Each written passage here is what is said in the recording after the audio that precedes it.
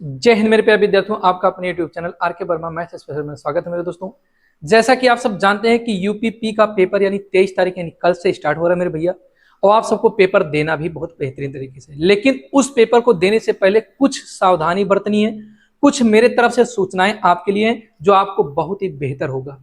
इसलिए बेहतर होगा मेरे भैया क्योंकि जो पेपर देने जाना है, कहीं ना कहीं आपसे सावधानियां अगर बरतते नहीं है तो गलतियां हो जाती हैं और आप अपने एग्जाम सेंटर पे नहीं पहुंच पाते हैं। तो इन सब चीजों को लेकर समझना। दूसरी सबसे बड़ी बात क्या है मेरे दोस्तों, कि कैसे आपको जाना और पेपर किस तरह से आपको करना है और कितने क्वेश्चन आपको अटेम्प्ट करने हैं, ये भी मैं पूरा का पूरा इस वीडियो में बताऊंगा मेरे दोस्तों। और ध्यान देना है कि एक चीज और मैं आपको बता दूं कि कुछ लोगों का मैसेज आ रहा था, कमेंट आ रहा था वीडियो में कि सर इस बार आप यूट्यूब पर क्यों नहीं पढ़ाएं। तो मेरे दोस्तों उसके पीछे इतना बड़ा साजिश है कि मैं आपको क्या बताऊं। वो चीजें मैं आपको बताऊंगा जब पेपर आपका खत्म हो जाएगा, क्योंकि ये हमारा चैनल है। इस चैनल को कोई स्ट्राइक मार देगा या कोई कुछ ऐसा कर देगा जिससे ये डिलीट हो सकता है। इस वजह से मैं ये आपको अब की बार टॉपिक नहीं दे पाया। जितनी वीडियो थी उतना वीडियो मैंने आपको पूरा का पूरा हिंदी का और मैथ का पढ़ा दिया था, उतने से आपका पूरा का पूरा काम हो जाता मेरे दोस्तों। फिर भी कुछ बच्चों का क्या इच्छा होती है कि फिर से रिटर्न पढ़ा दिया जाए। तो मेरे दोस्तों मैथ जो पढ़ाया था ना, वो आपको एक एक टॉपिक पूरे डिटेल्स में पढ़ाया था। अगर आप डिटेल्स में मेरी पूरी टॉपिक पढ़े होंगे ना, तो एक भी क्वेश्चन आपके एग्जाम में बाहर नहीं जाएगा, ये मेरी खुद की गारंटी है। आप पेपर लेकर आइए, पहले से जो फरवरी में हुआ उसको मिला लीजिए, लेकिन रीजन क्या वो बताऊंगा। तब तक आप पहले इस चीज को सुने। जरूरी सूचना क्या मेरे भैया, पहली सबसे बड़ी बात है कि आप अपने एडमिट कार्ड, सबसे बड़ा पॉइंट मैं आपको बता रहा हूं, आपको अपने एडमिट कार्ड पर एक चीज का विशेष ध्यान देना है कि आधार प्रमाणित होना चाहिए। जो आपका आधार है मेरे भैया, वो आपका प्रमाणित होना चाहिए। अगर आपका आधार प्रमाणित नहीं है, आधार प्रमाणित होगा तो ऐसे आपका देखिए कुछ इस तरह से आपका क्या होगा, एडमिट कार्ड होगा। मैं अभी इस वीडियो में लगा भी दूंगा। यहां पर आपका आधार प्रमाणित होगा तो ग्रीन लिखा होगा, और नहीं होगा तो आपका ऐसे रेड लिखा होगा, ई केवाईसी करवाना पड़ेगा। ई केवाईसी करवाना पड़ेगा, ऐसे करके कई चीजें दे होंगे। तो मेरे भैया आपको करना क्या, ई केवाईसी होगा कहां, क्या कहीं पर सीएससी पे जाएंगे या कहीं पर किसी कंप्यूटर वाले के पास जाएंगे? नहीं, ऐसा कुछ नहीं करना। सिर्फ आपको जाना कहां पर है, अपने एग्जाम सेंटर पे। एग्जाम सेंटर पर जाने के लिए आपको कितने घंटे पहले पहुंचना, जिनका केवाईसी ई केवाईसी नहीं हुआ है, 2 से 3 घंटे पहले आपको अपने एग्जाम सेंटर पर पहुंचना मेरे भैया, तब जाकर आपका ई केवाईसी होगा। बिना ई केवाईसी के आप एग्जाम सेंटर के अंदर यानी एग्जाम हॉल में नहीं जा पाएंगे, एग्जाम नहीं दे पाएंगे, यानी आपका एग्जाम छूट जाएगा। दूसरी और आपको बात बता दें कि जिनका एग्जाम सेंटर बहुत डिस्टेंस में गया, कम से कम मान के चले 100 से 150 किलोमीटर, 200 किलोमीटर, और जिनके यहां से ट्रेन या बस की सुविधाएं ना के बराबर है, यानी आपके ऐसे रूट है जहां पर आपके बस और ट्रेन की जो जाने की व्यवस्था है सीमित समय पर है, कि मतलब इतने सुबह में जाता तो शाम में नहीं जाता, या शाम में जाता तो सुबह में नहीं, तो कम से कम आपको 12 घंटे पहले यानी 12 घंटे पहले ही अपने घर से निकल जाना है। इसका मतलब कि अगर सेंटर पे आप 6-7 घंटे पहले पहुंच जाते हैं तो कोई दिक्कत नहीं, आपको व्यवस्थाएं मिल जाएंगी। आप वहां पर रहने की व्यवस्था ये रहेगी कि कम से कम वहां का जो एग्जाम सेंटर होगा उसके आसपास कोई ना कोई ऐसी व्यवस्था होगी, दुकानें होंगी जहां आप रह सकते हैं, या थोड़ी सी असुविधा आप सहलेंगे तो कोई दिक्कत नहीं। बट आप कहीं पर जल्दबाजी में ऐसा कदम ना उठाएं जिससे आपका एग्जाम छूट जाए। तो मेरे भैया आपको पहुंचना 12 घंटे पहले, अपने घर से निकल जाना, जिससे 6-7 घंटे पहले आप पहुंच सकें। ठीक है, एक चीज तो ये आपको ध्यान देना है, जो कि बिना इसके आपका पेपर नहीं हो सकता, और बिना आप 12 घंटे पहले अगर एग्जाम सेंटर पे नहीं निकल पाते तो कहीं ना कहीं आप एग्जाम सेंटर पहुंचने में लेट कर देंगे। इतना आप ड्यूरेशन समय का अपने दिमाग में सेटअप करके चलिएगा, लेकिन लॉजिक मत बढ़ाइए इतने घंटे निकल जाएंगे तो ऐसे पहुंच जाएंगे, ऐसा कुछ नहीं। कहीं ना कहीं आपका पेपर छूटेगा।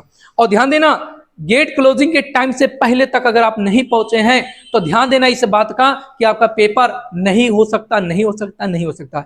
एग्जाम सेंटर पर गेट क्लोजिंग के तुरंत बाद के बाद आपको किसी कीमत पर एंट्री नहीं दी जाएगी, क्योंकि इस बार प्रशासन बहुत ही टाइट है मेरे भैया। तीसरी सबसे बड़ी बात, आपने दो बातों को ध्यान देगा। तीसरी सबसे बड़ी बात है कि किसी भी प्रकार का अफवाह आता कि भैया पेपर लीक हो गया, तो आप उन अफवाहों पर ध्यान मत दीजिएगा। आप ये सोचे कि एग्जाम सेंटर पे जाने से पहले ये आपको लगा कि पेपर लीक हो गया, ऐसा कुछ माहौल नहीं है। इतना प्रशासन टाइट है कि ऐसा कोई माहौल नहीं बन पाएगा। आप इत्मीनान से पेपर दीजिएगा, अपने दिमाग पर ये आसरा लेकर कि पेपर लीक हो गया, अब क्या यार आए हैं तो पेपर दे लेते हैं, बट ऐसा कुछ नहीं। आप पेपर पूरी तरह से, पूरी शिद्दत से, पूरे मन से, पूरे लगन से आप पेपर दीजिएगा। इन अफवाहों पर ध्यान मत दीजिएगा, ठीक है। कि ऐसा कुछ हो जाएगा। ये बातें ध्यान देनी। चौथी सबसे बड़ी बात है कि अपने पास कुछ, जो बच्चे 12 घंटे पहले अपने घर से निकल रहे हैं, वो बच्चे अपने बैग में कुछ खाने पीने की चीजें जैसे बिस्किट हुआ या कोई और घर से बना के कोई सामान ले जा सकते हैं तो लेकर जाइए। साथ में जो आप पैसे, पॉकेट मनी जो आप लेकर जाएंगे, उसमें ध्यान देना है कि आपको पैसे, जैसे आप 500-500 की नोट नहीं ले जानी है, आप उसको अलग अलग थोड़े से क्या कर दीजिए, ब्रेक कर दीजिए, ताकि कहीं से अगर मान लेते आपका पैसा किसी कारणवश गिरता भी है तो हो सकता है एक पॉकेट का पैसा गिर जाए तो दूसरे में बचे। और लेकिन अगर 500-500 की नोट ऐसे करके आप रख रहेंगे तो आपके लिए बहुत बड़ा नुकसान होगा। तो का विषय ध्यान देना। अब आपको समझना क्या है कि सबसे बड़ी पॉइंट और सबसे बड़ी बात आजकल आप समझ रहे होंगे कि लड़कियों के लिए सबसे बड़ी परेशानी आ गई है कि मतलब वो सेफ नहीं है। और लड़कियां देखा जाए तो यूपीपी में सबसे ज्यादा हैं। हमारी सबसे बड़ी बात है कि उनका जो एग्जाम सेंटर उनकी टाउन सिटी नहीं हुई है, यानी उनका खुद का जिला नहीं हुआ, उन जिला से कुछ आगे गया। तो आप सबसे एक रिक्वेस्ट है कि किसी भी लड़की को किसी भी प्रकार की अगर कोई परेशानी है तो आप लोग हेल्प करें उनकी। ऐसा नहीं कि उसे आशा छोड़ दें, आप हेल्प करने की कोशिश करें। दूसरी सबसे बड़ी बात, अगर कहीं वो फंस रही है अकेले है तो अकेले ना छोड़ने की कोशिश करें, आप कई लोग एक साथ रहें और उनका हेल्प करें। ठीक है मेरे दोस्तों, क्योंकि आप देख रहे हैं कोलकाता में ऐसी परेशानी हुई है, बिहार में ऐसी परेशानी हुई है और कई जगहों पर ऐसा देखा गया है। आपको समझना क्या है कि कैसे पेपर, मेरे भाई आपको मैं बता दूं, हाल ही में अभी आपका एक रिजल्ट आया है UPP radio operator assistant operator का, आप देखे होंगे। तो वहां पर आपको देखना है कि भैया 160 क्वेश्चन में 152 क्वेश्चन तक लोगों का सही है। आपको देखना है कि आपके 150 क्वेश्चन है, अगर आप 150 क्वेश्चन में 130 क्वेश्चन तक जाइएगा, ध्यान दीजिए 130 क्वेश्चन सही करके आना है तो आपको 150 में 50 करके आइएगा, बशर्ते इसमें माइनस मार्किंग लगेगा। लेकिन मान के चले मेरे दोस्त 130 से नीचे अगर टच करके आते हो तो सही भैया आप समझ लीजिए कट ऑफ से बाहर हो जाएंगे।